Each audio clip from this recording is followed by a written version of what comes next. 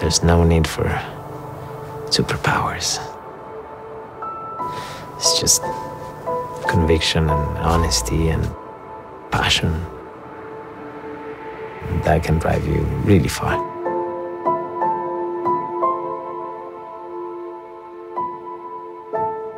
I've been in this fight since I was 6 years old. You're not the only one who lost everything. Some of us just decided to do something about it. Cassian's also equally complicated. He proves to be a very, very important intelligence officer. He clearly has lost family members, so he's damaged in some way. He's following orders initially when we meet him. Everything I did for the rebellion. What's fascinating about Cassian is that he embodies that type of storytelling element of being an intelligence agent who often has to make those really hard calls. I mean, that's what spies do. Spies are on their own in the field without support, and occasionally they'll be pushed into that corner where they have to make those grim choices. We'll be all right.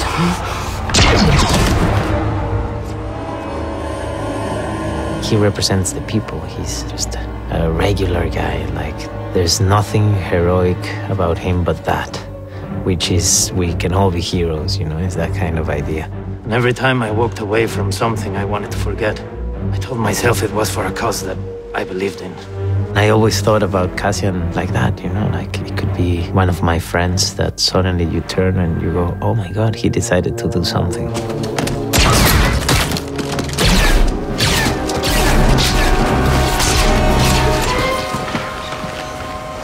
These are two people that are defined by their loss and by grief surrounding family. I mean, you really feel that when you watch Felicity and you watch Diego, and you watch that relationship. You can tell neither one of them has trusted much in their lives. And what is so wonderful is the naturalism and the modesty that Diego brings to that character. We can't leave him. Jen, he's gone. Come on! I grew up in Mexico. All my cousins were big fans of Star Wars, you know, and I'm the young one. And I remember they used Vader's character and idea to just scare me, you know. But then he became my favorite character, you know.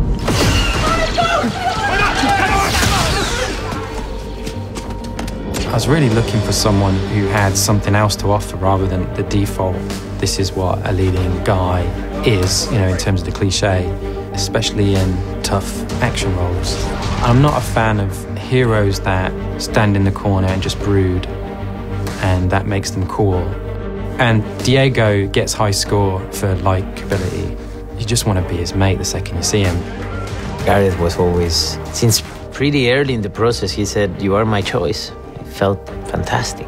I was the happiest man in Mexico, probably. I gotta admit, I mean, Cassian, I will always have a soft spot to have someone of his particular heritage on the screen. You know, my name's Pablo Hidalgo. Having someone like Diego Luna embody a Star Wars character is like, hey, we haven't really had that much before. So that's kind of great. I know we have a lot of fans in Mexico who do appreciate that.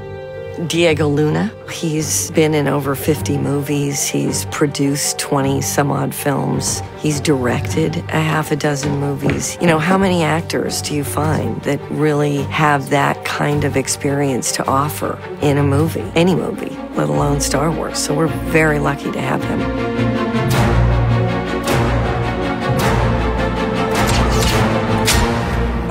And there's a fresh one if you mouth off again.